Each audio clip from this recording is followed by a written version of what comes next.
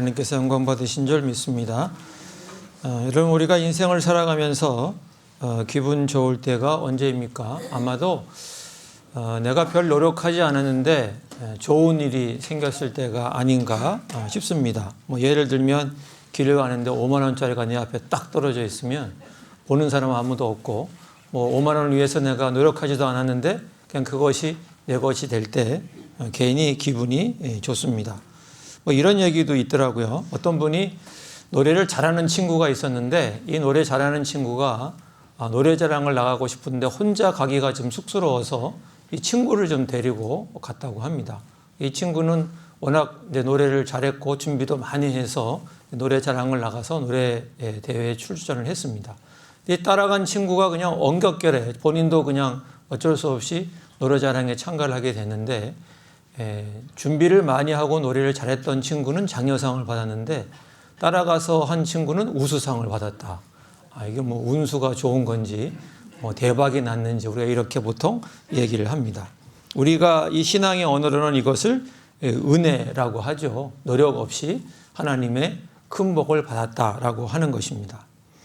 여러분, 그런데 우리 인생에는 이 반대의 면도 있습니다. 내가 노력하지 않았는데 복을 받는 경우도 있지만 어떤 경우는 내가 잘못하지 않았는데 어려움을 당하는 경우도 있습니다.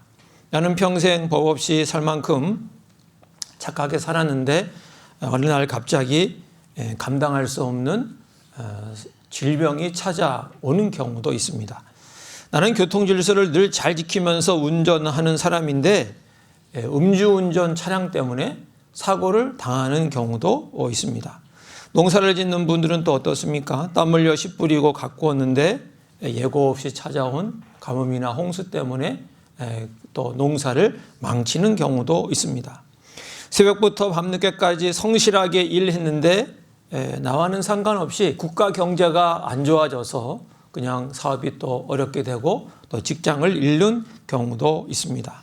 이럴 때 우리 마음속에 참 하나님 도대체 왜 이런 일이 나에게 일어났습니까? 하나님 도대체 왜 이러십니까? 내가 뭘 잘못했습니까? 하는 그러한 마음이 우리 가운데 있는 것입니다. 아마도 우리 오늘 예배에 참여하신 분들 중에서도 남에게 말 못할 가슴앓이를 하고 있는 분들도 혹시 우리 가운데 있는지도 모르겠습니다. 오늘 우리가 읽은 이 요한복음 9장 본문에도 바로 그런 사람이 등장합니다. 이 사람은 앞을 보지 못하는 시각장애인입니다. 그런데 1절에 보면 이 사람은 나면서부터 앞을 보지 못하는 사람이라고 얘기합니다. 여러분 한번 보십시오. 이 사람이 뭔 잘못이 있습니까? 이 사람이 어떤 실수를 해서 지금 앞을 보지 못하게 되었습니까? 아닙니다. 이 사람이 사는 동안에 무슨 죄를 지어서 그 죄 때문에 벌을 받아 앞을 보지 못하는 것입니까? 결코 그렇지 않습니다. 그는 태어날 때부터 그가 무슨 일을 하기도 전에 그가 뭘 잘못할 기회도 없었는데 그는 태어날 때부터 앞을 보지 못하는 시각장애인이었습니다. 사랑하는 성도 여러분, 어쩌면 우리도 이 시각장애인처럼 이해할 수 없는 고난의 터널을 지나고 있는지도 모릅니다. 세상 사람들은 이런 상황을 운이 나쁘다, 팔자가 어떻다라고 하면서 이야기를 하기도 합니다. 그러나 오늘 예수님은 이 억울한 고난을 전혀 다른 시각으로 보고 계십니다. 오늘 말씀을 통해 내 잘못이 아닌데 찾아온 이 고난을 하나님은 어떻게 바라보시는지, 그리고 이 고난을 어떻게 우리가 해야 이 고난이 변해서 하나님의 영광을 드러내는 축복이 될 수 있는지 그 비밀을 함께 나누는 우리가 되기를 원합니다. 오늘 말씀이 답답한 현실 속에 있는 우리에게 소망의 빛이 될 수 있기를 예수님의 이름으로 축복합니다. 첫 번째, 우리는 고난을 하나님이 일하실 기회로 바라봐야 합니다. 오늘 본문 1절과 2절을 보면 예수님과 제자들이 길을 가다가 나면서부터 시각장애인이 된 사람을 만납니다. 그때 제자들이 예수님께 이렇게 물어봅니다. 우리 2절 말씀 아까 읽었지만 같이 한번 다시 읽겠습니다. 시작. 제자들이 물어 이르되 라삐여, 이 사람이 맹인으로 난 것이 누구의 죄로 인함이니까? 자기니까? 그의 부모니까? 여기에 대해 예수님이 3절에서 이렇게 답을 하십니다. 같이 읽을까요? 예수께서 대답하시되 이 사람이나 그 부모의 죄로 인한 것이 아니라 그에게서 하나님이 하시는 일을 나타내고자 하심이라. 이 제자들과 예수님의 이야기를 보면서 우리는 고난을 바라보는 두 가지 관점이 있다고 하는 것을 우리가 발견하게 됩니다. 첫 번째는 제자들의 관점이죠. 그들은 과거를 돌아보며 원인을 찾습니다. 왜 이런 일이 일어났는가? 누구 잘못 때문에 이런 일이 일어났는가라고 하면서 과거를 돌아보면서 그 원인을 찾습니다. 전형적인 인과응보의 생각이죠. 좋은 일은 선한 행동의 결과고 나쁜 일은 죄의 결과라는 것입니다. 그래서 그들의 눈은 정죄하는 눈입니다. 누군가를 비난하고 누군가에게 책임을 묻는 차가운 시선입니다. 반면에 예수님의 관점은 다릅니다. 예수님은 미래를 보십니다. 그리고 목적을 말씀하십니다. 누구 때문이 아니라 하나님이 하시는 일을 나타낼 기회다. 이렇게 말씀하십니다. 예수님은 고난의 원인을 파헤치는 대신에 이 고난을 통해서 하나님이 하실 앞으로의 일, 하나님이 하실 위대한 일을 말씀하고 계시는 것입니다. 예수님의 눈은 살리는 눈이고 예수님의 눈은 창조적인 기대의 눈인 것입니다. 제자들은 맹인을 죄의 결과로 보았지만 예수님은 그를 하나님의 영광이 드러날 도구로 바라보신 것입니다. 사랑하는 성도 여러분, 세상 사람들과 우리 신앙인의 결정적인 차이가 바로 여기에 있습니다. 세상 사람들은 어려움과 고난을 당하면 항상 왜를 묻습니다. 그리고 과거를 돌아봅니다. 원인을 찾습니다. 왜 하필 나 때문에 나냐? 내가 무슨 죄를 지어서 이런 어려움을 당하느냐라고 하면서 과거를 뒤지고 운명을 탓합니다. 그러나 이런 질문은 사실 그 답을 내기도 어렵고 또 그 고난의 문제를 해결하는 데 아무런 도움이 되지 않습니다. 오히려 이런 질문을 하면 할수록 우리는 죄책감에 빠지고 패배감에 빠질 수밖에 없는 것입니다. 하지만 참된 신앙인은 고난과 어려움을 당할 때 왜를 묻는 대신, 왜를 물으며 과거를 돌아보는 대신 앞을 바라보며 무엇을 위해서 이런 일이 일어났는가라고 묻는 것입니다. 하나님, 이 일을 통해서 무엇을 하시려고 하십니까? 하나님, 이 고난을 통해서 어떤 영광을 받으시려고 하십니까? 라고 묻는 것이 신앙인의 물음인 것입니다. 예수님은 우리의 시선을 과거의 상처에서 미래의 소망으로 돌려놓습니다. 여러분이 겪는 이 아픔, 여러분이 벌을 받고 있다는 증거가 결코 아닙니다. 그것은 이제 하나님께서 일을 하시겠다고 하는 그러한 증거요, 사인이 되는 것입니다. 이사야 선지자는 우리의 이런 좁은 시야를 이렇게 말씀해 주고 있는데 이사야 55장 8절 9절 말씀입니다. 우리 같이 읽겠습니다.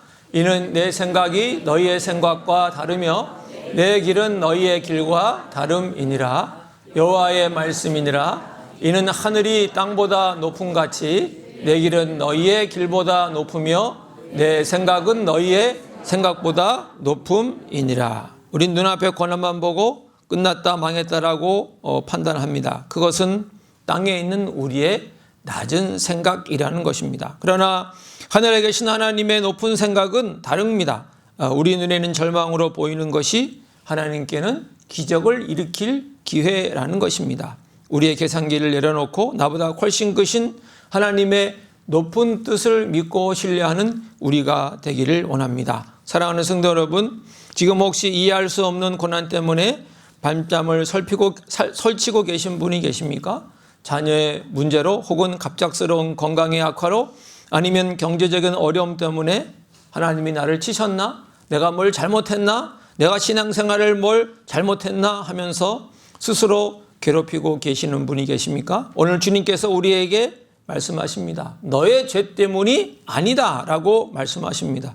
그 정죄의 안경을 벗어버리시고 하나님이 우리에게 주시는 기대의 안경을 쓰시기를 바랍니다. 우리의 고난은 마침표가 아니라 하나님이 일하실 쉼표인 것입니다. 여러분, 우리의 관점을 바꾸기를 원합니다. 어려움을 당했을 때 재수 없는 사람이다 라고 말하는 것이 아니라 나는 하나님의 기적을 체험할 사람이라고 선포할 수 있기를 원합니다. 고난을 해석하는 틀을 바꿀 때 지옥 같은 현실이 하나님이 일하실 천국의 현장으로 바뀌어질 줄 믿습니다. 이 믿음의 눈을 뜰 수 있는 저와 여러분 모두가 되시기를 예수님의 이름으로 간절히 축복합니다. 두 번째, 이해할 수 없는 상황에서도 주의 말씀에 순종하는 것입니다. 우리가 읽은 말씀 6절, 7절 보면 예수님이 이렇게 말씀하시는데 우리 같이 읽겠습니다. 이 말씀을 하시고 땅에 침을 뱉어 진흙을 이겨 그의 눈에 바르시고 이르시되 실로암 못에 가서 씻으라 하시니 실로암은 번역하면 보냄을 받았다는 뜻이라. 이에 가서 씻고 밝은 눈으로 왔더라. 예수님은 맹인을 고치기로 작정하셨습니다. 그런데 그 방법이 참 좀 독특합니다. 말씀 한마디로만 하셔도 고치실 수 있는 분이신데 굳이 땅에 침을 뱉어 진흙을 이기고 그것을 그분의 눈에 바릅니다. 그리고는 실로암 연못에 가서 씻으라 이렇게 말씀하십니다. 여러분, 이 시각장애인의 입장에서 한번 생각을 해 보십시오. 눈도 지금 앞에 보이지 않는데 그 눈에다가 진흙을 덕지덕지 발랐습니다. 찝찝하기도 하고 남들이 볼 때 얼마나 우스울까 하는 그러한 생각이 들기도 했을 것입니다. 더구나 실로암 연못은 그 바로 옆에 있는 것이 아니었습니다. 한참을 걸어가야 하는, 앞이 보이지 않는 사람에게는 결코 쉬운 일이 아니었습니다. 이 시각장애인은 충분히 불평할 수 있었습니다. 예수님, 고쳐주시려면 한마디로 그냥 깔끔하게 딱 고쳐주시지 이게 뭡니까? 앞도 안 보이는데 눈에다가 진흙을 발라주시고 거기다가 저 실로암 연못까지 가서 씻으라니요. 그냥 귀찮게 하지 마시고 한마디로 그냥 딱 고쳐주세요. 이렇게 생각할 수도 있었을 것입니다. 그런데 성경을 보면 그는 토를 달지 않고 이에 가서 씻었다라고 성경은 말씀하고 있고 그 말씀대로 그가 다 따랐을 때 어떤 결과가 나왔냐면 밝은 눈으로 왔더라라고 성경은 증언하고 있습니다. 예수님의 능력이 기적의 시작이었다면 그 기적을 내 것으로 만든 결정적인 열쇠는 바로 이 시각장애인의 순종이었던 것입니다. 사랑하는 성도 여러분, 우리는 종종 믿음을 마음의 동의 또는 입술의 고백 정도로 생각할 때가 있습니다. 그렇지만 성경이 말하는 진짜 믿음은 가만히 앉아서 바라는 것이 아니라 믿음은 바로 움직이는 것입니다.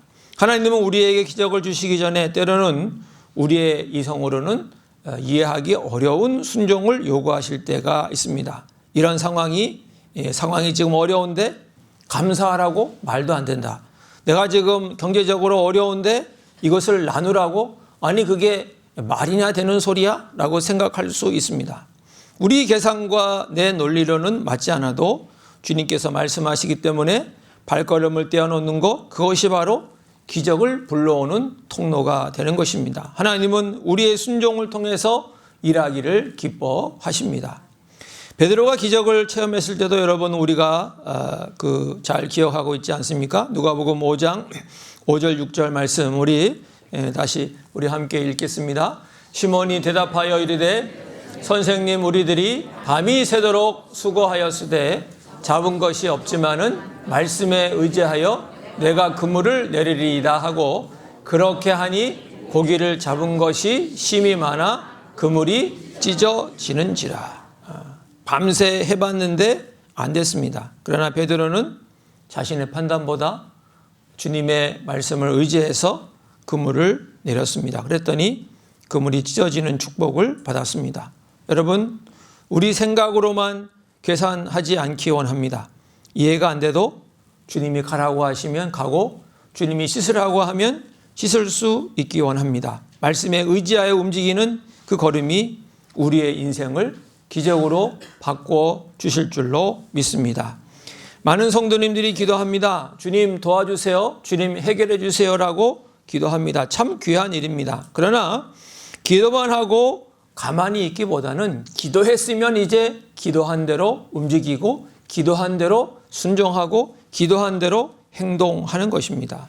예를 들어서 몸이 좋지 않아서 건강을 위해 기도한다고 한번 생각해 보십시오. 하나님, 저에게 강건함을 주세요. 하나님, 저에게 건강을 주세요라고 여러분 기도했다면 이제는 그 삶의 자리에서 순종하는 것이죠. 하나님이 내게 주신 몸을 소중히 여기어서 이제는 해로운 음식을 끊고 좋은 음식을 챙겨 먹습니다. 그리고 귀찮아도 운동화를 신고 밖으로 나가서 운동하는 것입니다. 건강하게 해달라고 기도하고는 해로운 음식만 골라 먹고 전혀 운동하지 않으면서 하나님께 건강하게 해달라고 기도하는 것은 어떻게 보면 절반의 신앙의 모습인 것입니다. 기도했으면 그 기도한 대로 행동하고 움직이는 것이 바로 우리에게 하나님의 기적을 가져오는 귀한 은혜가 되는 것입니다.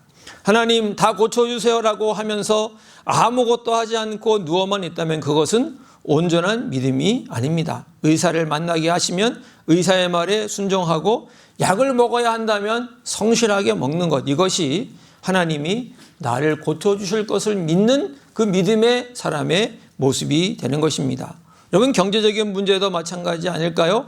하나님 내게 물질의 복을 주세요. 그러고는 가만히 있는다면 그것은 기도의 모습의 절반인 것입니다. 그렇게 기도했다면 이제 현장으로 나가서 일하는 것입니다. 작은 돈이라도 아껴 쓰는 것입니다. 그런 행동이 뒤따를 때 우리의 기도가 응답되는 줄로 믿습니다. 사랑하는 성도 여러분, 기도하셨다면 이제 일어나시기를 바랍니다. 하나님이 이미 일하고 계심을 믿고 믿음의 발걸음을 힘차게 내디디실 수 있기를 바랍니다. 진흙을 바른 채 신뢰함으로 걸어가는 그 순종의 걸음 속에 하나님의 기적이 시작되고 있었던 것입니다. 순종함으로 하나님이 예비하신 응답을 만나는 우리 복된 성도님들 다 되시기를 예수님의 이름으로 간절히 축복합니다. 결과적으로 그렇게 관점을 바꾸고 그리고 우리가 순종하며 나갈 때 하나님께서는 우리에게 하나님을 간증하는 사람으로 세워주십니다. 오늘 본문 8절부터 11절까지 말씀해 보면 눈을 뜬 그 사람이 돌아왔을 때 동네가 발칵 뒤집힙니다. 사람들이 수군거립니다. 아니, 이 사람 전에 앞을 못 보고 구걸했던 사람이 아닌가? 비슷하긴 한데 다른 사람인가? 이렇게 했을 때 이 시각장애인이었던 이 사람이, 나음받은 이 사람이 우리 9절에 보면 내가 그라 라고 말씀을 하고, 그리고 9절에서 11절에서는 이렇게 그들에게 증언하고 있습니다. 우리 11절 말씀 같이 읽을까요? 대답하되 예수라 하는 그 사람이 진흙을 이겨 내 눈에 바르고 나더러 실로암에 가서 씻으라 하기에 가서 씻었더니 보게 되었노라. 이 분의 이 대답 속에 간증의 3요소가 다 완벽하게 들어있습니다. 그의 과거죠. 나는 전에 앞을 못 보는 사람이었습니다. 두 번째는 예수님이 나에게 말씀하셨고 나는 거기에 순종했습니다. 세 번째, 그래서 나는 지금 현재 보는 사람이 보게 되었습니다 라고 이야기하는 과거의 자신의 어두운 모습, 예수님이 하신 말씀, 그리고 현재 좋아진 모습, 이렇게 세 가지를 그가 다 얘기하고 있습니다. 여러분, 그는 더 이상 불쌍한 거지가 아닙니다. 그는 지금 하나님이 행하신 기적을 세상에 알리는 하나님의 대변인이 되었습니다. 사람들의 동정을 받던 인생이 이제 사람들에게 하나님을 소개하는 인생이 되었습니다. 그 인생은 영광스러운 인생으로 완전히 바뀌게 된 것입니다.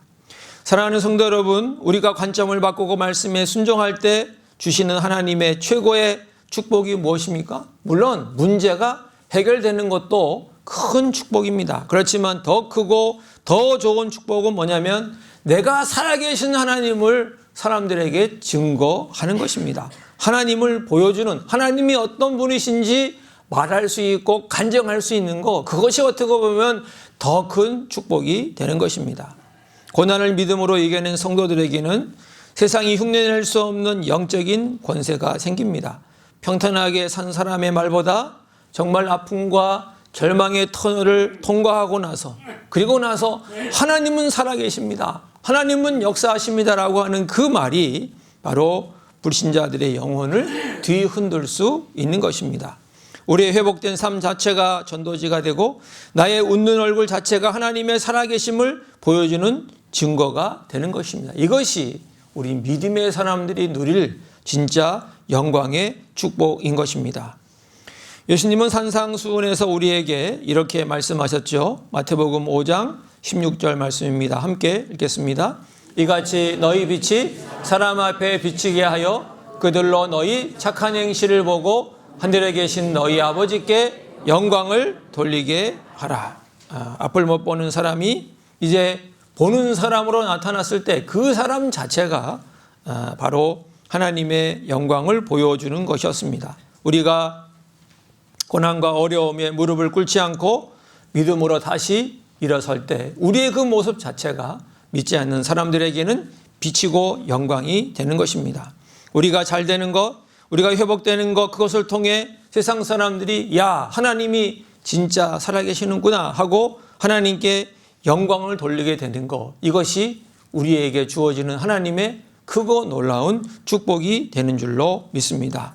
여러분, 우리 교회 모든 성도님들이 올해 이런 자랑거리가 있는 인생이 될 수 있기를 축복합니다. 우리 안에 임한 은혜가 너무 크고 놀라워서 견딜 수 없어서 터져나오는 복이 있기를 원합니다. 내가 만난 예수님이 내 인생을, 우리 가정을 이렇게 바꾸었다고 자랑하는 축복이 올해 우리 가운데 있게 되기를 주의 이름으로 축복합니다. 우리의 가정이 회복된 것을 보고 이웃이 하나님을 궁금해하기를 원합니다. 우리의 사업과 일터가 위기를 딛고 일어선 것을 보고 세상 사람들이 하나님께 영광을 돌리는 은혜가 우리 가운데 있기를 축복합니다. 하나님은 우리를 그냥 고난 가운데 내버려 두지 않으십니다. 반드시 회복시키셔서 세상에 하나님을 알리는 축복의 통로로 삼아 주실 줄로 믿습니다. 한국인 최초로 시각장애인 박사이면서 미국 백악관 국가장애위원회 정책 차관보를 지내셨던 우리 강영우 박사님의 이야기를 잠깐 하면서 말씀을 마무리하려고 합니다. 그분은 중학교 때 축구공의 눈을 맞아서 실명했습니다. 그 충격으로 어머니는 뇌졸중으로 돌아가셨고 또 엎친 데 더 충격으로 누나마저 과로로 세상을 떠났습니다. 아버지는 일찍 돌아가셨기 때문에 그는 이제 혼자가 되었습니다. 세상의 관점으로 보면 이보다 더 비참하고 저주스러운 인생은 없습니다. 어린 강영우는 이렇게 절규했습니다. 하나님 살아계신다면 저한테 이러실 수는 없습니다. 왜 제가 이런 고통과 어려움을 당해야 합니까? 그러나 그가 하나님을 깊이 만나고 고난을 바라보는 관점을 바꾸었을 때 기적이 시작되었습니다. 그는 자신의 실명을 하나님의 실수가 아니라 하나님의 계획으로 받아들였습니다. 그리고 그는 원망하는 대신에 점자를 익히고 공부하는 그 순종의 길을 걸어가기 시작했습니다. 그 결과 그는 훗날 이렇게 간증했습니다. 제가 만약 실명하지 않았다면 저는 그냥 평범한 사람으로 살았을 것입니다. 그러나 제가 두 눈을 잃었기에 하나님은 저를 들어 전 세계 수많은 장애인에게 희망을 주는 빛이 되게 하셨습니다. 나의 실명은 장애가 아니라 하나님의 도구가 되는 축복이었습니다. 라고 그는 이렇게 간증했습니다. 사랑하는 성도 여러분, 오늘 본문의 시각장애인이 그랬고 강영우 박사님이 그랬습니다. 하나님 안에서는 고난이 끝이 아니라 하나님이 일하실 기회가 되는 것입니다. 오늘 우리는 인생에 피할 수 없는 고난 앞에서 어떻게 해야 하는지 함께 말씀을 나눴습니다. 첫 번째, 우리의 관점을 바꾸기를 원합니다. 과거를 돌아보며 원인을 찾기보다 앞을 내다보며 하나님이 이것을 통해서 어떤 일을 하실까 기대하며 나가기를 원합니다. 두 번째는 순종할 수 있기를 원합니다. 고난 가운데 하나님의 말씀에 순종하며 묵묵히 나갈 수 있기를 원합니다. 세 번째, 그래서 간증의 주인공이 되기를 원합니다. 고난을 통과한 후에 내가 만난 하나님께서 나를 이렇게 다시 세워주셨고 회복시켜 주셨다고 세상에 자랑하는 복된 증인이 될 수 있기를 원합니다. 사랑하는 성도 여러분, 지금 여러분을 가로막고 있는 어둠은 어떤 것입니까? 질병입니까? 물질의 문제입니까? 자녀의 문제입니까? 그 어려움을 두려워하지 마시고 오히려 거기에 하나님께서 일하실 것을 기대하며 순종하며 나가기를 원합니다. 우리의 관점, 우리의 시선을 바꾸고 계산하기보다 순종하는 우리 모두가 되기를 원합니다. 그리하면 하나님께서 우리를 이 시대에 하나님을 모르는 자들에게 빛을 비치는 존귀한 인생으로 우뚝 세워 주실 줄로 믿습니다. 오늘 올해 우리 교회 표어처럼 주의 영광을 보는 그 기적의 주인공들이 다 되는 역사가 우리 가운데 있기를 예수님의 이름으로 간절히 축복합니다. 기도하겠습니다. 하나님 아버지, 우리가 믿음을 가지고 인생을 살아가다 보면 하나님 참으로 낯선 정말 생각하지 못한 그런 고난과 어려움을 만날 때가 주님 있습니다. 주님, 그럴 때 우리의 과거를 캐며 뒤를 돌아보며 원인을 찾기보다 오히려 미래를 바라보며 하나님이 일하실 것을 기대하며 나갈 수 있는 우리가 되게 하여 주옵소서. 그리고 주님께서 하시는 말씀에 순종함으로 나가기를 주님 원합니다. 그래서 하나님을 간증하고 하나님이 어떤 분이신지를 세상에 나타내 보여줄 수 있는 영광스러운 축복된 사람들 주여 다 되게 하여 주시옵소서. 올해 우리 교회 가운데 이렇게 하나님의 복을 간증할 수 있는, 하나님의 영광을 간증할 수 있는 그러한 좋고 복된 일들이 우리 가운데 많이 생겨서 우리 모든 믿음의 사람들이 하나님의 대변자가 되는 역사가 있게 하여 주시옵소서. 예수님의 이름으로 기도하옵나이다. 아멘.